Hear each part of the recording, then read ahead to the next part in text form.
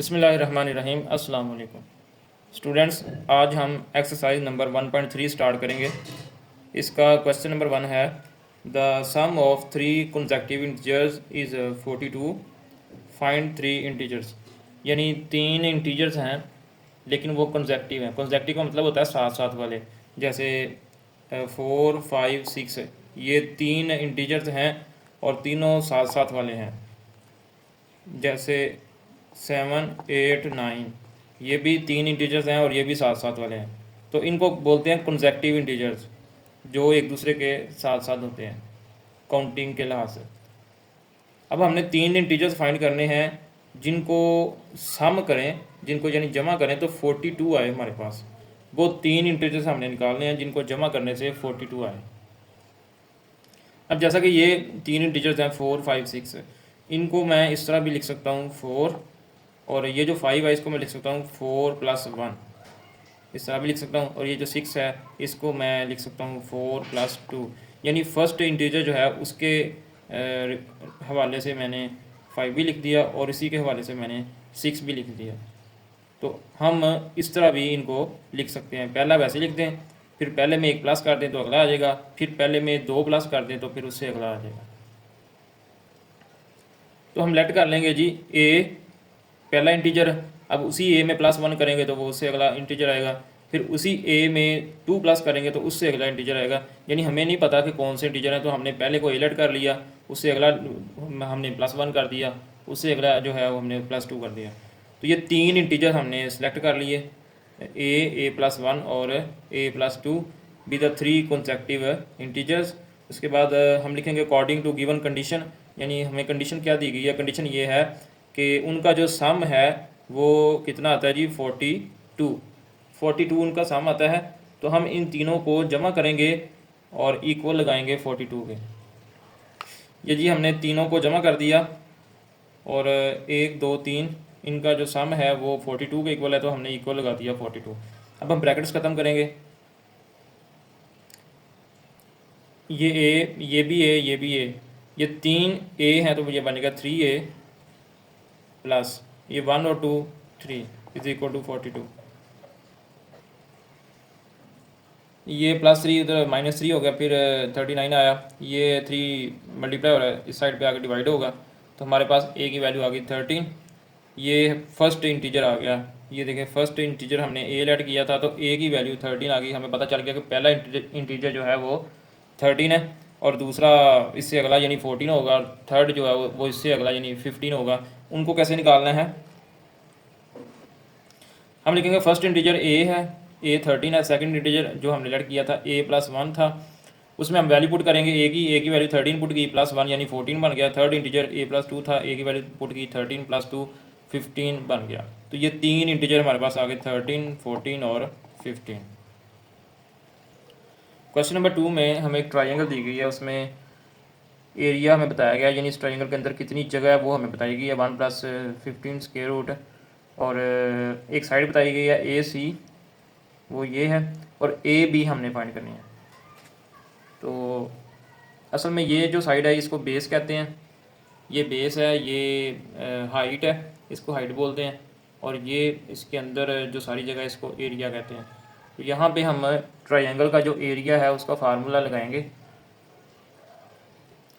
ये हमें जो डाटा दिया गया था वो हमने लिख लिया। एरिया ये है, बेस ये है, और हाइट हमने फाइंड करनी है। ये हाइट है, ये बेस है, और ये जो है वो एरिया है। अब हम फार्मूला लिखेंगे जी। एरिया ऑफ ट्राइंगल होता है 1/2 into base multiplied by height. जिसकी हमें वैल्यू का पता था वो हमने पुट कर दी। एरिया की ये वैल्यू आ गई, बेस जो था वो इसकी ये आ गई, हाइट हमें नहीं, हाइट हमने फाइंड करना है तो वो AB वैसे ही आ गया। अब चूँकि हमने AB फाइंड करना है तो AB इस साइड पे रहेगा, बाकी सारी चीज़ें हम दूसरी साइड पे ले जाएंगे, यानी 2 भी उधर जाके मल्टीप्लाई होगा और ये सारी वैल्यू इस साइड पे लेफ़्ट साइड पे आके डिवाइड होगी। इसके बाद ये जो 2 है ये दोनों के साथ मल्टीप्लाई होगा। डिनोमिनेटर में ये स्क्वायर रूट आ रहे थे तो इसको हमने ख़त्म करने के लिए रैशनलाइज कर दिया। नीचे जो वैल्यू सी इनका साइन प्लस था दरमियान में, हमने माइनस करके ऊपर और नीचे मल्टीप्लाई करा दिया। अब ऊपर वालों को मल्टीप्लाई कराएंगे और नीचे आपको पता है नीचे हमेशा फार्मूला यूज़ होता है। ये हमने ऊपर वालों को मल्टीप्लाई करवा दिया, 2 को 3 स्क्वायर रूट से करवाएंगे तो ऐसे ही आएगा, 2 के साथ 3 स्क्वायर रूट, फिर ये 2 जो है वो 5 स्क्वायर रूट से होगा तो फिर यही आएगा। इसके बाद इसकी बारी आ गई, 2 इंटू 15 स्क्वायर रूट था, ये जब मल्टीप्लाई होगा 5 स्क्वायर रूट के साथ तो 15 और 5 ये दोनों मल्टीप्लाई होके इकट्ठे हो जाएंगे एक, क्योंकि ये दोनों स्क्वायर रूट के अंदर हैं, ये इकट्ठे हो जाएंगे तो 45 आ जाएगा। फिर इसके बाद 2 और 15 स्क्वायर रूट साथ, ये 15 और 3 ये मल्टीप्लाई होगा 45 आएगा। फिर 2 और 15 जो हैं ये मल्टीप्लाई होंगे इसके साथ तो ये 75 आ जाएगा। और नीचे एक दफ़ा प्लस में लिखे एक दफ़ा माइनस में लिखें तो ए का स्क्वायर माइनस बी का स्क्वायर, ये फार्मूला लगेगा। इसके बाद ये जो स्क्वायर रूट के अंदर नंबर हैं अगर इनकी फैक्टराइजेशन हो सकती है तो वो लाजमी करनी है, फैक्टराइजेशन करते हैं जी। और नीचे ये स्क्वायर और स्क्वायर रूट आपस में कैंसिल हो जाएंगे।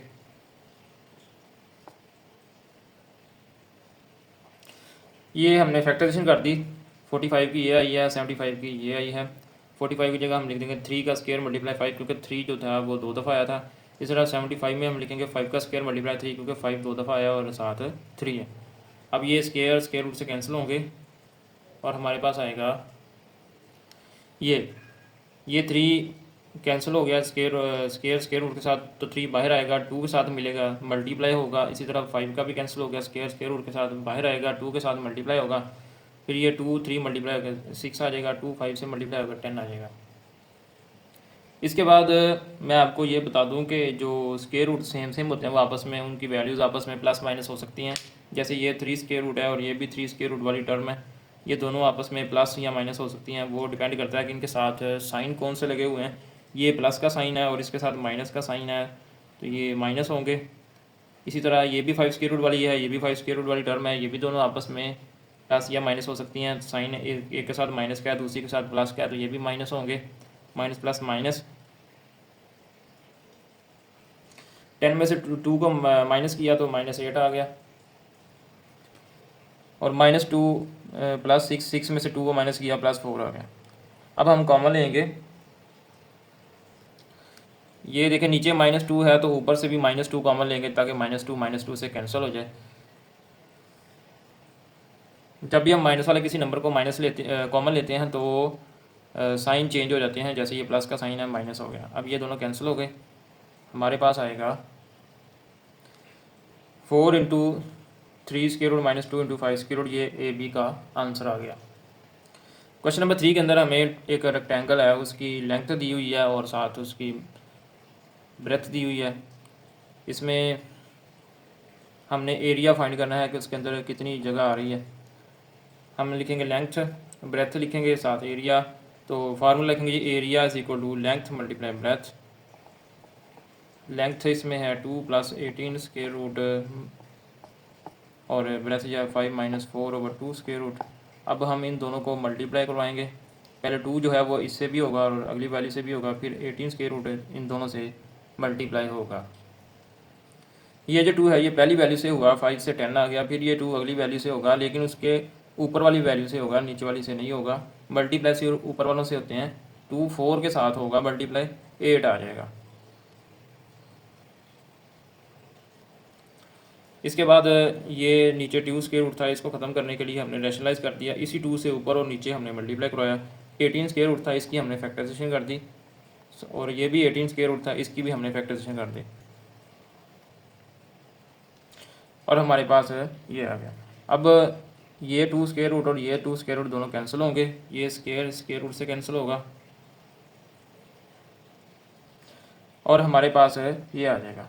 अब ये 8 है, ये 2 है, ये दोनों कैंसिल होंगे, ऊपर 4 आ जाएगा, और हमारे पास ये वैल्यू आ गई।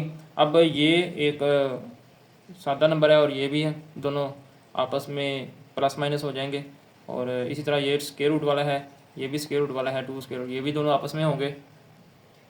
ये 12 में से 10 को माइनस करें तो साइन बड़ी वैल्यू का -2 आएगा। इसी तरह 15 में से 4 को माइनस करें तो 11 आएगा प्लस का, और ये हमारे पास एरिया आ गया इसका मीटर स्क्वायर। क्वेश्चन नंबर 4 है, इसमें हमने 2 नंबर फाइंड करने, find 2 number whose sum is 68, जिनको जमा करें तो 68 आता है, एंड डिफरेंस इज़ 22, और उनको अगर माइनस करें तो 22 आता है। अब हमें नहीं पता वो नंबर कौन से हैं, हम लेट कर लेंगे कि एक नंबर x है और दूसरा नंबर y है। हम लिखेंगे let x y be the two numbers according to the given condition.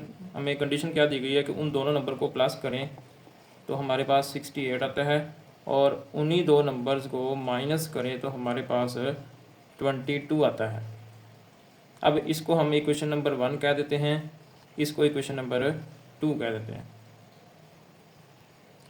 अब ये दो इक्वेशंस आ गई हमारे पास, इनको हमने पिछली क्लासेस में पढ़ा हुआ है। सॉल्व करने का मेथड क्या है कि इनको या हम ऐड करेंगे या सब्ट्रैक्ट करेंगे कि इनमें से एक वेरिएबल कट हो जाएगा, यानी या y ख़त्म हो जाएगा या x ख़त्म होगा। तो चूँकि y एक पॉजिटिव है कि नेगेटिव है, इन दोनों इक्वेशंस को हम ऐड करेंगे तो ये y ख़त्म हो जाएगा, सिर्फ x बचेगा। हमने कोई एक वेरिएबल को ख़त्म करना होता है, या x को आप ख़त्म कर दें या y को ख़त्म कर दें। तो ऐड करने से y ख़त्म हो रहा है तो हम y ही ख़त्म करेंगे। ऐड करने से y कैंसिल हो गया, x प्लस x 2x आ गया और इस साइड पे 90 आ गया। अब ये 2 इधर मल्टीप्लाई हो रहा है, उस साइड पे जाके डिवाइड होगा, 90/2 हमारे पास आएगा 45, x आ गया हमारे पास 45। अब हम लोग इस x की वैल्यू को इक्वेशन नंबर 1 में पुट कर दें या 2 में पुट कर दें तो अब हमें वहाँ से y मिल जाएगा, यानी एक नंबर हमारे पास आ गया 45। दूसरा नंबर फाइंड करने के लिए हम इस नंबर को x को जो हमारे पास है इसको या इक्वेशन नंबर 1 में पुट कर दें या इक्वेशन नंबर 2 में पुट कर दें। इक्वेशन नंबर 1 में हम पुट करेंगे, हमारे पास ये इक्वेशन नंबर 1 थी x plus Y is equal to 68, x की जगह पे हमने 45 पुट कर दिया, plus Y is equal to 68 है। अब y इधर ही रहेगा 68 और ये 45 माइनस 45 होगा, तो y की वैल्यू हमारे पास आ जाएगी 23। ये y की वैल्यू आ गई और ये पहले हमारे पास आई थी x की वैल्यू। तो स्टूडेंट्स आज हमने एक्सरसाइज 1.3 के पहले 4 क्वेश्चंस किए हैं। उम्मीद है आपको समझ आ गई होगी। अगर आपको मेरी वीडियो पसंद आई है तो इस वीडियो को लाइक करें, शेयर करें और इस चैनल को ज़रूर सब्सक्राइब करें। अल्लाह हाफिज़।